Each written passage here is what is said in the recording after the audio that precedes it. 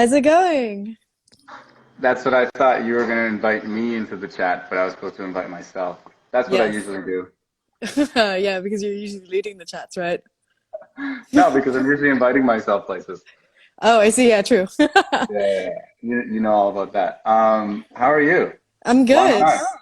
I know. It's actually, I usually have great light, but right now it's raining outside. It's really dark, Uh, so the lighting is uh, very yellow. How are you? How's Toronto, or are you down in the countryside?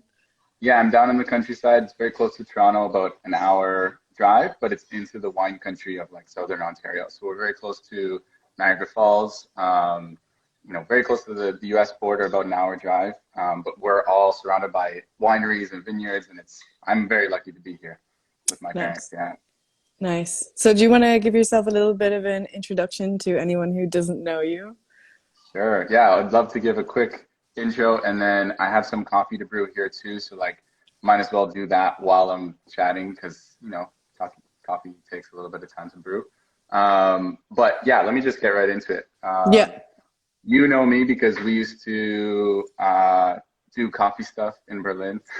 I moved to Berlin for 2 months. I lasted 2 months back in 2017, and that was an amazing experience. Met some great people, learned a lot about the coffee scene there. Before that, I was living in Barcelona for about a year. And, after my time in Berlin, I moved back to Canada. And I've been kind of doing some different trips ever since out of Canada. But then I was actually, yeah, I mean, I'll get to that in a second, but I was traveling quite a bit the beginning of this year before everything started going into lockdown. And I'm back in Canada for that very reason. So yeah, jumping back a little bit of history about me, I got into, and we'll talk a little bit about more my connection with, with photography and with design. But I got into coffee back probably like 7 years ago when I was living in China, of all places. And that's why one of the coffees that I want to brew today is actually grown in China, very close to the Myanmar border, but roasted in Horsham in the UK in the south. So we'll get to that in a second. And Nice. so I started getting into tea while I was there. I was, young 21-year-old, and I loved the tea culture. I loved how they were so intentional about their teas with the gong fu cha, which is like having the tea table and very very slow process. And so I started drinking local coffee as well in Yunnan. And I thought this is so cool. Like I never thought about coffee and the source of where it's coming from. And it tasted good, and I could choose different regions. And so when I moved back to Canada, that's when I really kind of got into like the coffee culture, the subculture. I was brewing and going to cafes and exploring different roasters. And like, I loved the graphic design that were on the bags. I was super into design at the time. And, it was a few years of that. And I graduated school, and I actually moved to Spain. So when I moved to Spain, my goal was to continue my career as a photographer. I was getting a lot more heavy into photography and social media at that time. And then at the same time, I wanted to pursue a little bit more of just diving deeper into the knowledge behind coffee. So, I had some experience, going to different coffee shops, of course, like many of you watching, but that was the first chance that I had to actually get behind the bar and work as a barista. So I wanted to go learn Spanish, work on my photography, and work as a barista. Throughout that process, I started really bringing photography and the coffee world together. Because I mean, as many of you know as well, you're always on Instagram seeing different pictures of coffee shops or coffee brew guides, or people traveling to coffee farms. And now the information is so easy to attain now. And I think it's great that a lot of this is becoming more part of our common culture. The subculture is growing. And so I used photography as a way to kind of promote the coffee shop I was working for, but I also did actually bike across Spain from Barcelona to Galicia because I always wanted to do that bike trip, but I decided, I'm going to bring my camera. I brought a little coffee maker too. Maybe some of you are familiar with it. It was a mini presso, and I just took out across the country. This is very early on in like Spain's specialty coffee, I guess, surge. And so I only came across like 3 different specialty coffee roasters, very, very small at this time. They've since grown, and there's been a lot more specialty coffee roasters and shops open up in Spain. But yeah, through that trip, I learned a lot, and utilized that trip as a way to storytell like adventure, bringing travel and bringing adventure into, and bringing exploration back into coffee. And just, it was the marriage of exploring new territories, but also exploring new flavors and relationships and connections that you develop, with your roaster or with your cafe, and in turn going back to the farm. And that brings me here. There's a little bit more to it, but if you have more questions, you can always write me, and I love chatting about this kind of thing. But right now, yeah, I'm in Beamsville, Ontario, very small town close to Lake Ontario. We can actually see it, Toronto, from across the water. Nice. And so, yeah, I'm here just kind of working away, and we can get more into that in a minute. But yeah, that's a quick synopsis. Yeah, and so I guess for anyone who might not, like, you've given your background now, but for anyone who might not know you, you're quite well known for social media, for photography within the realm of specialty coffee. And this is like one of the main reasons I wanted to ask you to talk about it, because you have been all over the world. Like you said, you started your coffee journey literally in China, where people have only ever heard about it before.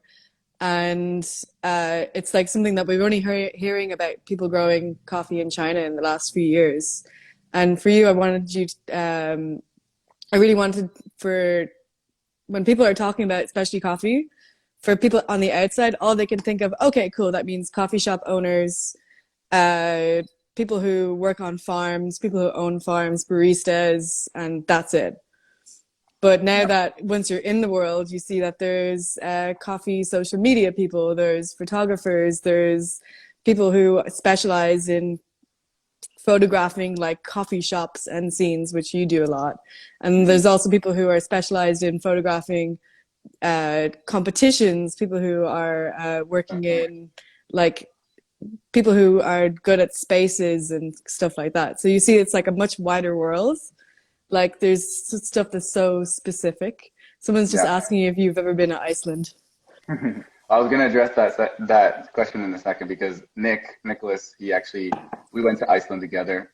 This was right before Berlin. So I left Barcelona, went to Iceland. We drove around pretty much the whole entire island looking for coffee shops and taking pictures in the landscapes, brewing Aeropresses on volcanoes and stuff like that. So I think Nick was asking a bit of a trick question, but he totally was.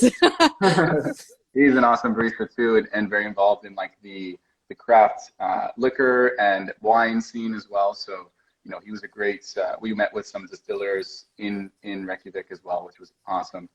But yeah, thanks for bringing that up, Nick, for sure. I think I'm just gonna get into brewing this Aeropress, and then because nice. I'm also craving a coffee. It's 1 p.m., but I need a second cup.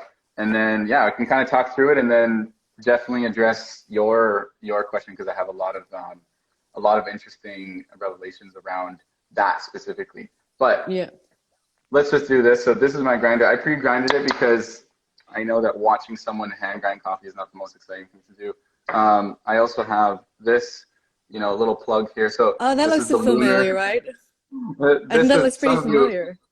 Some of you may have seen this before. It's a really great contraption, really high tech. You just have to turn it on like that. So it's going to be below the camera, but that's okay. I'm using this glass because I just think drinking out of glass is a little bit more elegant. I like drinking out of mugs too, but this is my midday coffee, so it's a little bit more like a whiskey.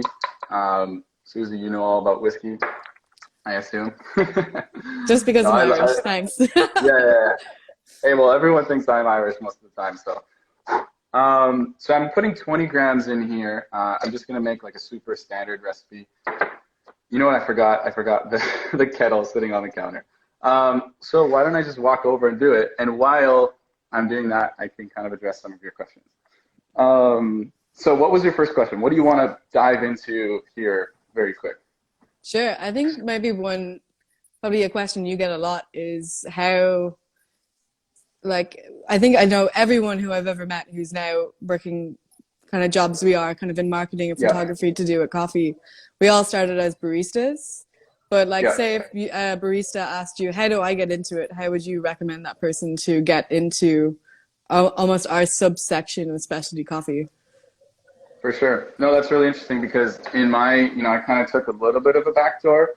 I was in photography first, and then I wanted to get a job as a barista for years, but I didn't have time because of school and because of work and everything. And so I kind of I think the biggest point of advice that I could offer there is anyone who's involved in the coffee industry, it's really good as much as you can to get a little bit of a holistic approach to different parts of the coffee industry so that you can understand it in the best way possible. And so I know it's not very practical for every barista to go to Origin or even necessary, or, you know, to become a roaster or to, you know, work with producers or importers, but as much experience that you can get with those types of people, I think will really help you as a photographer and as a communicator to be able to communicate those, you know, the entire story, and to really explain to people, okay, why is it that we're drinking specialty coffee? It's not just because it looks cool and has beautiful latte art, or like, you know, because matcha is like super trendy right now. I love matcha and I love coffee, but it's like, it's really about being able to tell that story effectively so that it's relevant to people. You know, it's relevant to a wide mix of different people. So yeah, I think as a barista, if you're interested in getting more into it on specifically the photography side, or even digital marketing, which I think is a huge opportunity in the coffee industry now. Just start doing it. You know, if you're working in a shop, of course, a lot of you are not working specifically right now, but you know, when you are working, or even right now, some of the strategies could be just start photographing. Just start photographing, playing with different angles, playing with different compositions, different types of coffee, and explain it. Explain it in your captions. Explain why you chose this. Why are you brewing these types of coffees? Explain some of the backstory. Maybe you have this bag and you're like, this is so cool. No, maybe a lot of your audience is not familiar with the fact that like your coffee starts as a seed, or maybe they know the basics, but they're like, they never thought, oh, coffee can come from China. Oh, it can come from India. It can come from Myanmar. It can come from like Madagascar. Just kind of like touch on some of the storytelling behind it, and play around with different strategies to make that coffee just look really, really cool. So it captures the viewer's attention first of all, and then they want to learn more about it, and you're there to kind of explain it. So that's a very, very brief sort of intro, but I can definitely speak a little bit more to that. There's a question that came up though. Do you want to? This one, I don't know, have either of us ever done importing or exporting? So okay, so I'll read it out. Do you think your experience on the import and export side came from your time overseas? How did you get that experience domestically? To answer your question, I don't have much experience on the import and export side. That is one major aspect of like the supply chain that I have the least experience in. My coffee is getting to around 1 minute and 40 seconds. By the way, I poured 200 mils of water through, because when I'm doing an Aeropress, I'd like to utilize a 1-to-10 ratio, just because it's a little bit stronger. It's an opportunity that we have with the Aeropress to make a stronger brew. I'm using this beautiful paper filter by Iceland. So this is a brand out of Vancouver, really good friend of mine, and it filters out a lot of the. I know we can't see the scale, but please tell me it's not under the Aeropress. That was a mistake. I don't think I've ever made that mistake, but I have seen people make that mistake with the Aeropress specifically, because it's just like, you want to make sure, no, do not press your Aeropress. Please don't. While it's over the scale. But I will get back to Nonstop's question. So now that we've pressed off the scale, we're around 2 minutes. It's a nice brew. I don't have much experience in the import and export, something that I would like to learn more about. I've spoken with a lot of importers here domestically in Canada, also in Europe, you know, when I was living in Spain and in Berlin. And then I've spoken with exporters too when I'm on the farm. I've only been to farms in Mexico and China and Thailand and India so far, and Indonesia. But something I'd like to learn a lot more about, because I think each country has their own specifications on like logistics. Obviously, there's some things that have crossover and some sort of common ground, but it's a whole new world for me. And hopefully this is going to become more and more accessible and also relevant to different people in the industry. Yes. I think your friend Nicholas is asking very specific, good questions. Yeah, this is definitely something I can touch on. So Brodie, what are your observations of effects of specialty coffee shops in the Chinese/South Asian communities? Yeah, for sure. So South Asian, if you're referring to India, or Southeast Asian, you know, Thailand and Vietnam, Myanmar, of course, Indonesia, if you Hong Kong. So there's I would say the effects of specialty coffee are there. Specialty coffee has an interesting way of kind of like, it's very new as a subculture, it's very new as a sub industry in the general sense. And so I feel like it kind of hit all of these countries more or less at the same time. And so there's a lot of crossover. So what I noticed when I first went into specialty coffee, like in Asia, which was a few years ago, I went to Japan first, and I realized, okay, they're definitely doing something specific. They have their traditions of making coffee. They have, they put a lot of intention into it. But they are generally doing the same kind of things that we're doing in North America and New York and in London and pour overs and these kind of things. Now, specifically for specialty coffee shops, I think if you go to China, for example, it's been a little bit later to open up. As some of you know, it's a pretty closed country in a lot of ways, but they have recently just really attached, like jumped onto the specialty coffee chain, but in a different sort of elevated type way. So for us, in North America and Europe, when specialty coffee came in, people, especially in Europe, people are like, "What is this? It's watery." Like even for me, this is strong, but it's like it's watery compared to like an espresso or cappuccino. And in Asia, it was specifically in China, they're used to this whole sort of like Chinese tea culture, like that you can buy a block of tea that costs, $100 plus. And so, when you bring in specialty coffee and you say, well, this is specialty coffee, they don't have a huge coffee drinking culture prior to this. So when you bring it in, it's just a new product, right? It's just like bringing in a nice wine, bringing in a nice tea, bringing in a nice coffee, you do a nice pour over, you make it look beautiful, beautiful coffee shops. And so, yeah, I think there's huge effects on, people's understanding there and understanding the quality because of the presentation. And then Do you you go to think like there Thailand was like, yeah, it seems there was like maybe less reservations and like preconceptions about like the whole idea of coffee in that area of China? yeah, there's a lot less preconceptions in the sense that we have them in the Western world. Of course, they have their different sort of traditions of iced coffees with a lot of sugar and a lot of like these especially in Vietnam and in these places. But as specialty moves in and people are realizing that, I think it's making a shift. And I think a large part of that comes from what people are seeing on social media as well. Like in Thailand, for example, you can't go to one coffee shop without them having like a large list of signature drinks, like signature coffee-based drinks in glasses like this, even much more beautiful, decorated, and like wine glasses. And it's like they're using all these different ingredients because that's where they're coming from. They're bringing specialty coffee into it and they're making it approachable for their market. And so, yeah, each country has their different nuances for sure. Yeah. And you, like, obviously big part of what your, like, the nomad Brody is, of like traveling and seeing the world and seeing how different cultures approach specialty coffee. I guess you were recently in Thailand. Mm-hmm. So was there any big differences you saw there between, like, say, how coffee was in Toronto, in Berlin, and in Thailand? Yeah, oh, definitely. I mean, like I touched on, a little bit before about how in Thailand, they really focus on like the signature drinks and making cocktails out of coffee. But they also, I mean, if you've ever spent any amount of time on Instagram searching up beautiful coffee shops, 100% you have come across shops in Bangkok and in Chiang Mai. A little bit in Jakarta too. Indonesia has. So these countries, they seem to put a lot more emphasis on the architecture and the design and like the beauty of the shop, just making it extremely photographable, extremely, Instagrammable, we'll say.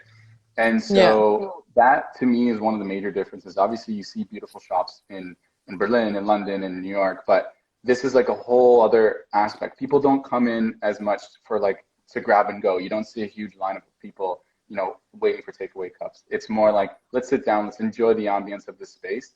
And I think that is what's pushed a lot of coffee entrepreneurs, cafe owners, to put a lot of intention into the design.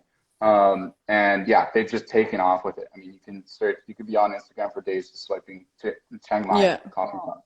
Yeah, for sure. So we have a question that there's actually, if I could ask people to send the questions in, we can into the little question box. Then we can bring it up while we're answering the question. So it's a little bit easier for people to tell what we're doing.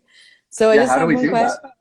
You just put it into the question box, which is below. There's the little question mark on the box. Okay. Click that and you can put a question into it and we can bring it up while we're doing it. And I can show you how to do that. So someone asked, what do you think about installing a small roasting machine in the UK or EU like they do in Japan? I think we already have that. They have that in Norway with Tim Like Wendelbo. having roasters in the cafes. No, I don't know. Well, the I guess the person gonna ask, but it's in Japan. Like, yeah, I think they do roast in the shop themselves. But I Yeah. know for places like especially for Germany, if you want to get a roasting machine into a shop, one, it's just you can have the authorities drop in on you anytime and close down your shop. Yeah, no, that's definitely a bigger concern with policies, like city planning policies. I come from a city planning background, so this is always kind of like really relevant to when I hear different cafe owners and their or different people trying to start roasteries, and it's like the battle with the bureaucracy is very, very tough. But yeah, I think there are definitely ways around it. Some of it comes down to just finding the right zoning. There's yeah, like you said, there's a lot of places where it's impossible to put in a roaster. Maybe if you have an Acaia or like a small sample roaster, they won't mind as much. But in Japan, yes, and in Korea, I noticed in Korea, almost every coffee shop has their own coffee roaster as well. Like it was incredible, and there's so many of them. So I think they just have different rules. But yeah, if you wanted to be more specific on like this on the question, like the implications of that question, then I could answer it more specifically. Sure. But yeah, because I guess when you have a roasting machine and like a roaster in a shop like Japan, it's all about the craft, and I guess it's like it all also like creates all these. It kind of affects like a lot of your senses, even by sight, by smell, and by taste. Having Yeah, someone roasting in the same room as you. and it smells wonderful, and people get to see a little bit more behind the scenes. Before, a lot of people just viewed this as like this brown liquid that they somehow got and drank, and over the years, we've been seeing a little bit more behind the scenes. That's where a lot of social media comes into. You're starting to see a lot more pictures of people roasting and people going to the farms, and bags like the burlap bags that they come in and stuff like that. Yeah. So I've got another question for you. This is also sent in by Journey. So yeah, do you see that? Yeah. Yeah, cool. How do you see specialty coffee progressing in Canada in the next 2, 3 years? Yeah, it's a great question. We're both based in Canada, so yeah, I know Journey from Instagram, and yeah, I think this is a really great question. I think it's progressed a lot over the last 5 to 10 years for sure. In the next 2 to 3 years, I think it's only time will tell. I think each country, like I said, specialty coffee has a way, because or any new industry has a way of kind of like pervading the whole entire world at once because of social media, because of communications, because people are seeing what others are doing and they're like, we should do that. Of course, you have to be market sensitive, and understand that like your audience or your market is not going to be the same as back in India, for example, or in Lebanon. But yeah, in Canada, I think it could even answer this in a more general sense. Like, I think specialty coffee, because North America, like the United States and Canada, we have this history of drinking drip coffee, and we have this history of pouring milk or sugar or cream into it. And specialty coffee has this history of being very pretentious and very snobbish when it comes to what you're allowed to do with the product that you just bought. And of course, I love drinking black coffee. I started drinking it because I love the flavor. I love the purity of it. I love the nuance. But I understand that for a lot of people, this is going to be a little bit of an extreme shift. And so I think we're going to see specialty coffee start to transform in a way where it becomes even more approachable and even more commonplace. And I personally don't think that this is diluting the nuance and the niche of specialty coffee by allowing it to be a bigger part of like the commercial culture. I think this has positive benefits that go beyond just being like super niche and trendy and unique, but it goes back to, okay, so if more people are buying great coffee, and even if they're putting cream and milk into it, these ones are the ones who are also benefiting, and also the exporters and the roasters. And if you can sell larger volumes of these, and make it an educational piece, I think that is, that is one of the main directions that we need to go as a subculture. Would you say that coffee, especially coffee in Canada, would be on par with what's happening in like Europe at the moment? I think, yeah, I definitely think there are a lot of parallels. I think the only main difference is we're a little bit further behind in terms of like espresso culture, but not far behind at all. I think a lot of people are getting on like, espressos, Americanos. People definitely more interested in that, but we have a lot longer history of like batch brew than in Europe, where they already have that espresso culture. So to convince them of this espresso versus this one is a little bit easier transition. Yeah. I don't know if the person asking this maybe meant it as the same, because obviously a lot of us are in lockdown at the moment, and a lot of new regulations have come in for especially coffee shops, and we've seen how many of our friends around the world are acclimatizing and kind of implementing these regulations. I think a Yeah, big thing is like now that we come from, especially coffee is an industry that so sees sustainability as one of its main foundations with how it works. yeah, And now we've had to, because of the new regulations, like we have to completely backtrack on like, say, using reusable cups and uh, like uh, it's a whole thing, especially coffee that's now gone. mm, And like maybe like it's going to change in how we approach serving specialty coffee and how we speak with a customer and kind of online presence, I guess, in a way. yeah. No, you're absolutely right. And I think one of the like specifically in the next few months or even the last month or so, one of the major pivots that a lot of these coffee businesses, like the front-facing coffee businesses, coffee roasters, cafes, what they've had to do is really try to figure out and understand how to get into e-commerce, which they may have been doing before, but now it's like that's gonna, if it was 20% of your business before, now it's 80%, right? And so I think that's going to be a huge shift that we're not necessarily going to drop after all this, right? So I think that could be another huge part of it, where it's like, I suffered this issue where I'm living out in a sort of a smaller town. It's not close to, a major metropolis. We don't, we can get coffee delivered here, but it might take a few days. It might cost $15 shipping. So, I think it's going to transition where people in this kind of environment are going to get used to the idea of like ordering good coffee and shipping it in. And there's, shipping logistics are going to get better, just like any e-commerce drop shipping type companies have had to do over the past few years.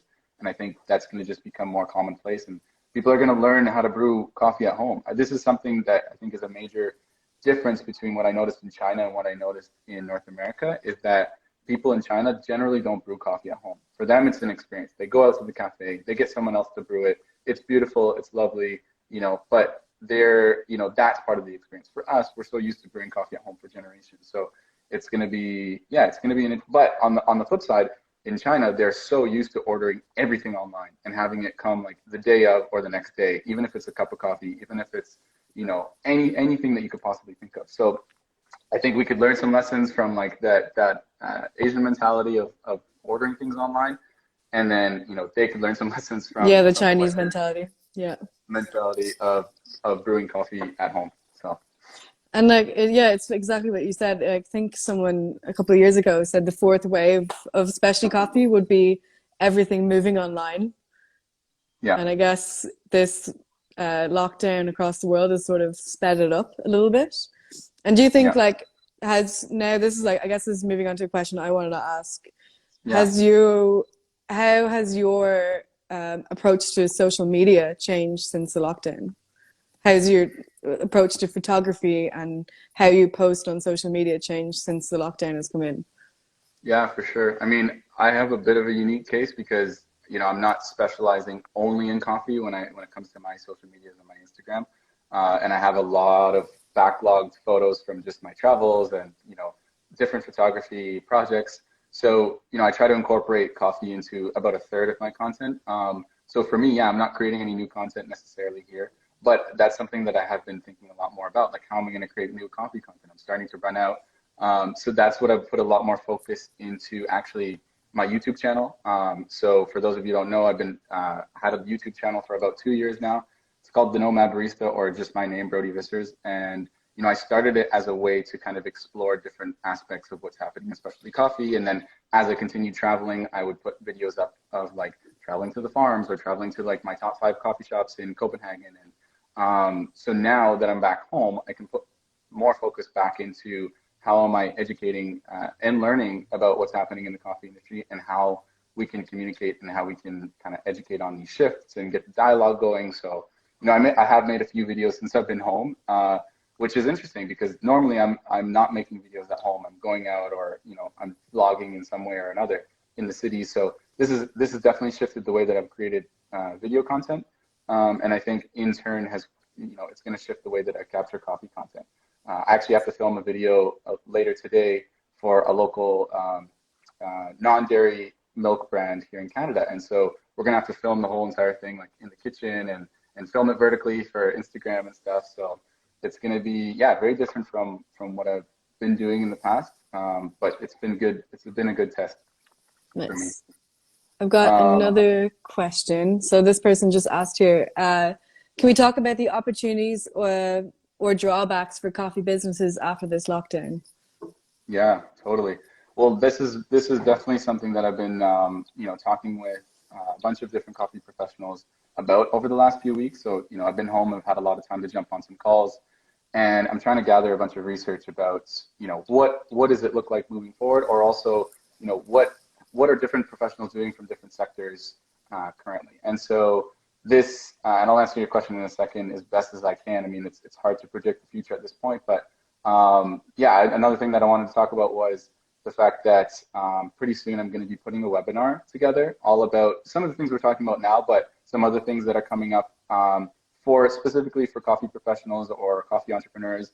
And even if you don't work in coffee, maybe you work in some adjacent industry, maybe it's tea or wine or craft products, you could apply some of these principles. But I want to do a quick webinar just exploring different themes for how you can continue to stay relevant and front of mind for the customers that you are no longer able to be face-to-face with. I think this has been one of the main drawbacks for coffee shops specifically, is that your main selling point is the fact that you or your baristas or whoever's at the bar has a direct connection and basically a relationship with the customers coming in. You're able to make sorry. Oh. You're able to make those sales face to face and really educate and people come in. Generally, people go to coffee shops. Yes, sometimes for the quality of the coffee, but generally for the interaction. People like the barista, or they like the vibe, or whatever. So I think this is what we're going to cover in the webinar, is like how to stay front of mind, how to help people to remember that you still exist and that you have something of value to offer. Maybe you're selling bags of coffee from your shop. Maybe you're selling equipment, or maybe you're just providing resources like materials, how to brew at home, how to brew tea at home, like these different things. And then also just like how to pay more attention to your Instagram. Are you utilizing it to its full potential, or have you not posted since you closed your doors? Or have you been interacting with people? Even though you can't make the direct sale, you might not be able to see the direct ROI on that right now, but there are implications for down the road. So what you asked about after the lockdown, I think this is the most important time for you to remember your existing customers, because those are the ones who are really going to make impact when everything starts to be lifted and we climb down that ladder from lockdown. And like, who are they going to come to first? And who are they going to remember from this whole time of isolation? So it's a very, very good question. Yeah, because I think one of the biggest things I've noticed is that a lot of the people who I've seen, like friends of mine in Ireland, for instance, they are the busiest they've ever been on their web shops. Like they're up into the late hours, packing boxes, sending stuff off, but they're still not making the same amount of money, or like a lot less. They're making a loss. Yeah. But so I think like the one thing they've really lost is the spontaneity of people being able to walk past, people deciding, like going in for a coffee and then deciding to buy a load of equipment. And like, I don't know, like a lot of the people who would be following who are baristas, they would have seen this. You'll be talking to someone and they'll get so engaged, they'll end up buying like a pour over dripper and 3 bags of coffee, or they'll come back and buy a gift card or something like that. And I I guess now people need to get into like different channels of different roads of like trying to keep their businesses afloat. And I think this is like for the future of coffee businesses, it's going to have like maybe 50% online and 50% offline. Right. Yeah, no, you're absolutely right. I think it comes down to also just readjusting your strategies too. So it's like, you might be super busy selling things online, but I mean, there's so much to learn about digital marketing and there's so much to learn about e-commerce that it's like this is a great time to learn all those things so that moving Mm. forward, you're going to be even better at it when things are slightly back to normal. So, I mean, there's always strategies, just Sorry, I'm just looking super close at this. okay. Okay, because the people have sent questions, but they're long. Um, okay, I've got one. This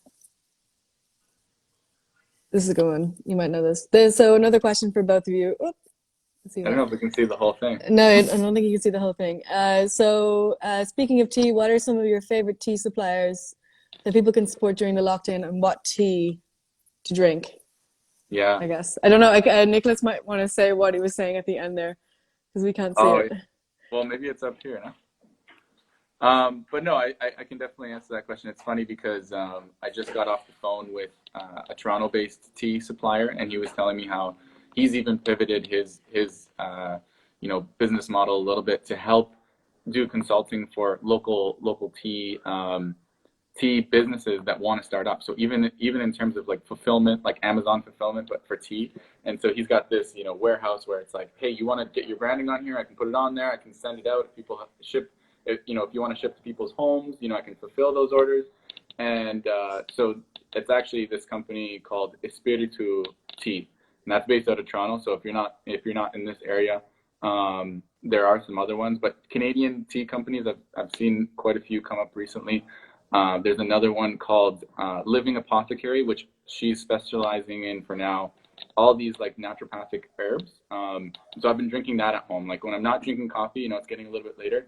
I'm drinking like just a very intensely packed herbal tea with absolutely wide variety of different herbs and stuff. And so she's based out of Toronto. There's another one based out of Vancouver in the West Coast called O5, and they do all of it's essentially like specialty coffee, the whole specialty coffee vibes of going to the origin. And so they specialize in like the tea leaves and going to India, going to, Asia and picking these teas out. So Nick says, shout out to Jaga Silk Tea. Yeah, BC, I mean, BC is a very sort of nature, health, wellness vibe type place. So I can understand why they've got a lot of good teas coming out of there. But one tea type product that I'm very interested in lately, I mean, there's so many that I could talk about, but one that I'd like to see a little bit more, and Susie has a bit of experience with it too, is mate. I mean, you might have a bit of in a different way because in Germany, the cold brew mate and these kind of sort of iced tea drinks are very popular. In North America, a lot of people don't really know what mate is. It's starting to gain a little bit of popularity, but it is actually just like it's not even specifically a tea leaf, but it is a leaf that comes from, Brazil, southern Brazil, Argentina, yeah. And So good. Paraguay. That's where they drink it. And actually, you drink it out of a little straw that has a filter at the bottom. That's the traditional way, but I'm really interested in exploring, if this is another product that people could get into because it does have a lot of energy-inducing effects that coffee has, but it's a different style of releasing those and interacting with your biology. So I'm very interested in getting that a little bit more to the forefront and seeing if there's opportunity for people to get that in their homes and like get into it. So yeah, it's a great question about the tea. Obviously, I'm very passionate about that as well. Yeah, I definitely drink the sparkling cold mate that they have here on like every corner Yeah, in Berlin. Club I think it's Mate. yeah, Club Mate. It's so good. But there's a company in I don't know if you ever met them, a company in Berlin called Companion. And they're two guys who used to work in specialty coffee, and they eventually kind of turned over to start making specialty sourcing and kind of creating specialty teas. So they Okay. actually go to Yunnan all Oh the wow. time. Yeah. Yeah. Um, and I think I don't remember what it was called. It was like a lemon, like a very lemon, natural lemon balm tea that was incredible. Oh, really? Yeah. I'd But love you could to. brew it like 3 times. There was so much you can get out of it. I'd love to try that. Yeah. That's I mean, yeah, these teas, these special, like these really good quality teas, the traditional way of doing it is through multiple washes. You know, you taste the first one, and then you put more water in. You taste the second one, it tastes a little bit different, and then you pour more water. Like it has a little bit more shelf, longevity. What is it? It's like, what is the there's like some poem I can't remember about like how what brew of the tea, what infusion of a tea you give to someone of green tea or There's a oolong or something. there's a poem. You looking it up online?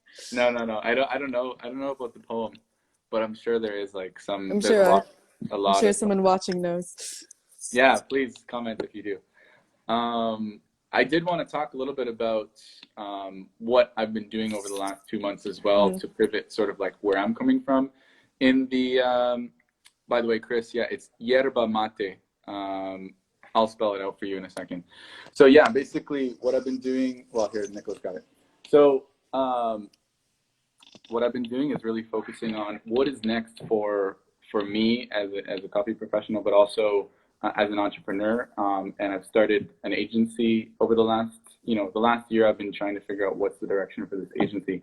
But it was always around the idea of collaborating within the global coffee industry. And so, like you were saying earlier about how there's so many more people who are getting into photography with coffee, or they have baristas who want to utilize their design skills, or web design, or digital marketing, and even copywriting, or all these businesses that are starting, whether you're an importer or a coffee roaster, and you're very focused on what you do and you're doing it very, very well, but you don't necessarily want to bother yourself with all of these sort of extraneous tasks that come along with just innovating in this industry.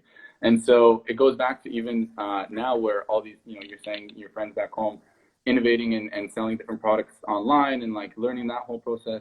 And so what I've really tried to do is figure out what's the best way to connect, these different professionals who have coffee experience, but they have other skills as well to really complement the industry and help us to grow as a sub industry and grow as a subculture. So that's what I've been doing with the agency, is like focusing on communications and marketing, and connecting different freelancers or entrepreneurs who specialize in sort of the creative sphere to begin with. And so that's Sand Coffee Room. Sand Coffee Room is the name of the agency.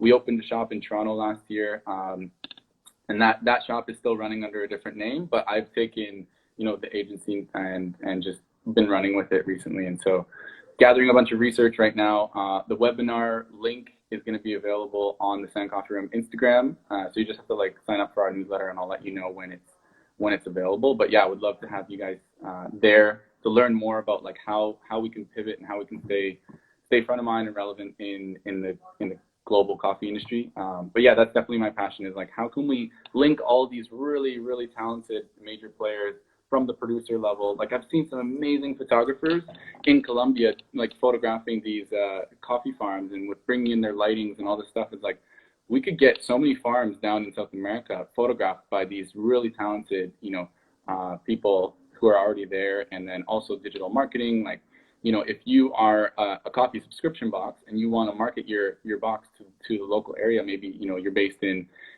one country, or Canada, for example, then hiring people who understand coffee to do your digital marketing are going to be Yeah. able to target those people in the most specific way, and not just say, oh yeah, if you like Starbucks, you're going to like this specialty coffee box, or if you like Nescafe and like caramel lattes, you're going to like this. It might not be as directive, right? So that's what I'm trying to really dig into and learn more about. Yeah. Because I think definitely we've all seen, I think it's a very important thing for people who are working in coffee, who are photographing digital marketing, is to understand the product as a whole. Because Yeah. I think we've always seen those ads, maybe like walking past like bus stops and stuff, where you're like, that's not how a coffee machine works. Yeah. That's not what that makes no sense. That kind Yeah. of stuff. And how are you finding it as well? Like, Yeah, it's been great. I mean, I've had a few projects come up over the last few months since I left the coffee shop in Toronto, which has been awesome, which included like going to India and making videos of some coffee farms there. And then, right now I'm working with a consultant who, is working on her communication strategy within the coffee sphere and, working, yeah, it's about focusing on the communication. So it's still developing, and I'm also still finding like what is my role in this? How can I continue to link these people and also offer my whatever skills that I have.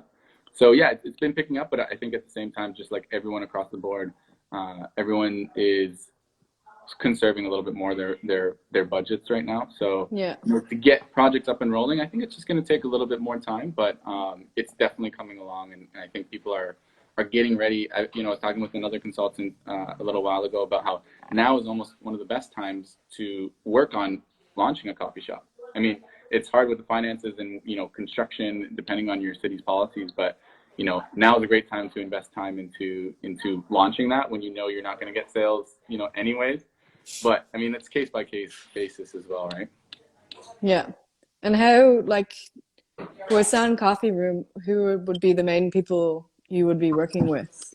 Not like maybe the team you're working with, but like the clients. Right. Yeah. No, very good question. I think the idea is that it would be everyone across the spectrum of specialty coffee. So it seems like it seems broad at the moment, but whenever I talk to someone saying like I work as a consultant in specialty coffee and communications, it's like, wow, what a niche, So it's just like, where do I specialize in more, and then where do I broaden? So yeah, but so far it's been working with producers, importers, coffee roasters, and even cafes to a degree. And then, also it's about education to the consumer. So, one of the biggest things that we can do right now is really think about how are we communicating specialty coffee to the consumers, because at the end of the day, none of that matters. None of the supply chain matters unless people are buying coffee, right? Yeah. So it's like at the end of the day, we need to just sell good coffee and communicate why it is that people are buying that one. So it's definitely a multi-tier approach, but yeah, right now it's a wide spectrum. Yeah, nice.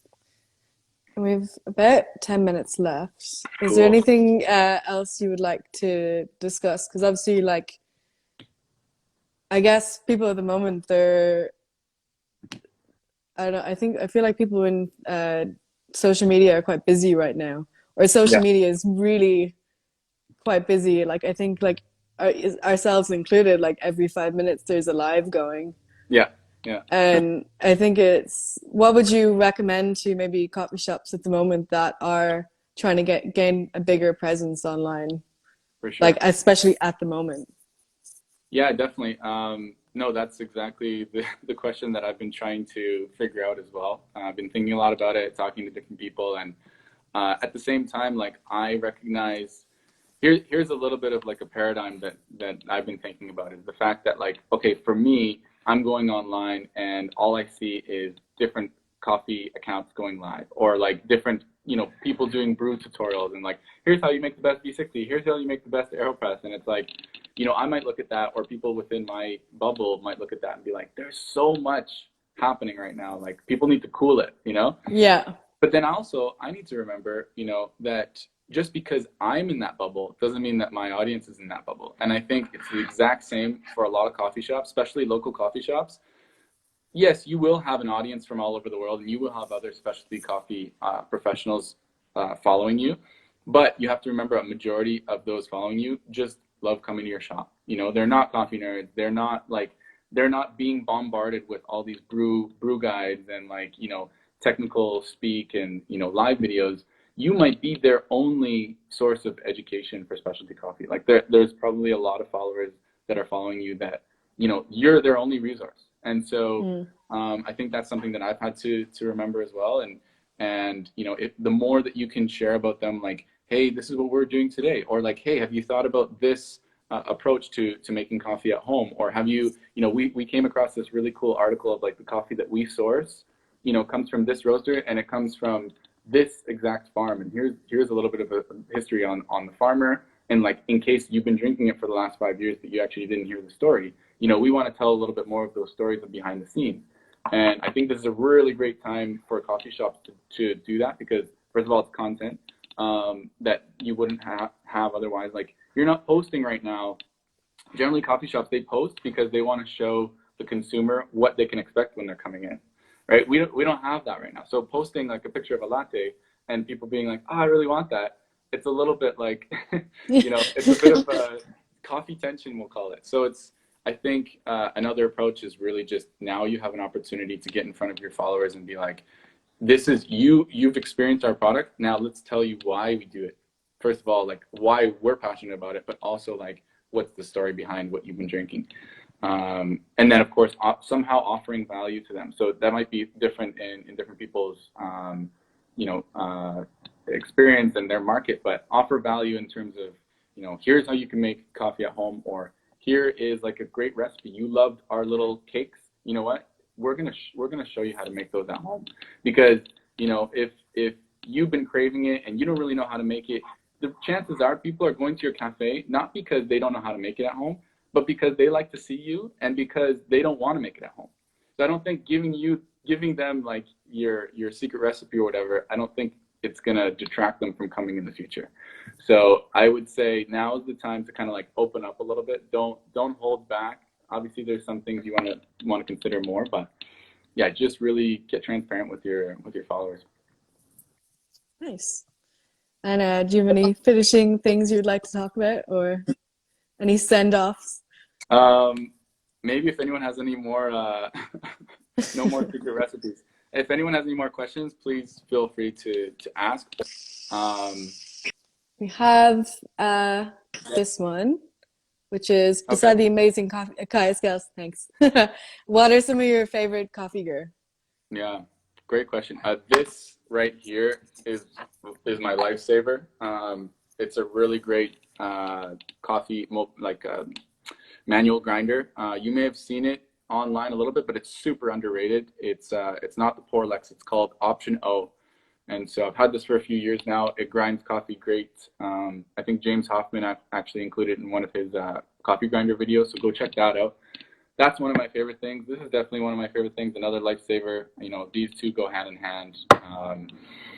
I try to keep it very simple. You know, like I'm always traveling, always at a different place. So like my coffee kit has been condensed over the years. That's why this really comes in handy, because it's so small, you know, and I can use it anywhere, any sort of event I'm doing, like in Thailand or in London, like I can pull this out.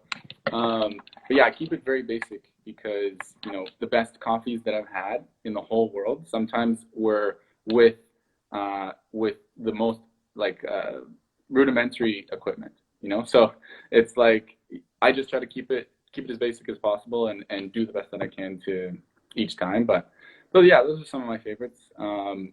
Ultimately, good coffee comes from good coffee. So get some good coffee, and all the rest is just to help that along. But yeah, great question. Nice.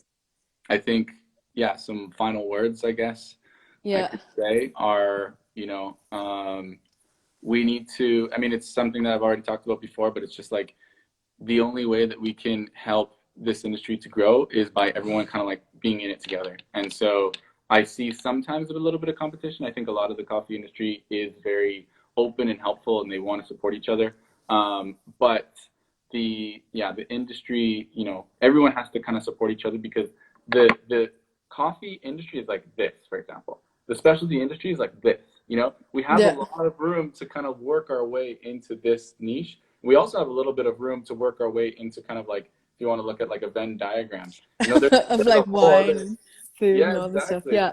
So I think there's so much space for the specialty coffee industry to grow, and I think part of that is, you know, the question came up earlier, what's the future in the next 2 or 3 years of coffee in Canada? And I think that means, you know, the rest of the world too. It's just like, you know, let's help the industry to grow by introducing it to people who are already drinking coffee. Like, the majority of our job is not to try to convince people that they should be drinking coffee, right? Like, that's a very hard task. It's like, but you're already drinking coffee. Like, just because you don't like this one that sort of tastes like apricots and is a little bit sour, doesn't mean that there's not another coffee out there that is a lot more chocolatey, and, you know, maybe it's not a dark roast, You know, Mm. doesn't mean that, you know, you have to settle for a dark roast, but it can be a little bit more developed. So I just think that there's like a lot of paradigms that are going to shift in the next few years. And yeah, if you want to definitely dialogue with me more, send me a DM or pop on over to the YouTube channel. You'll find like the channel link in my description.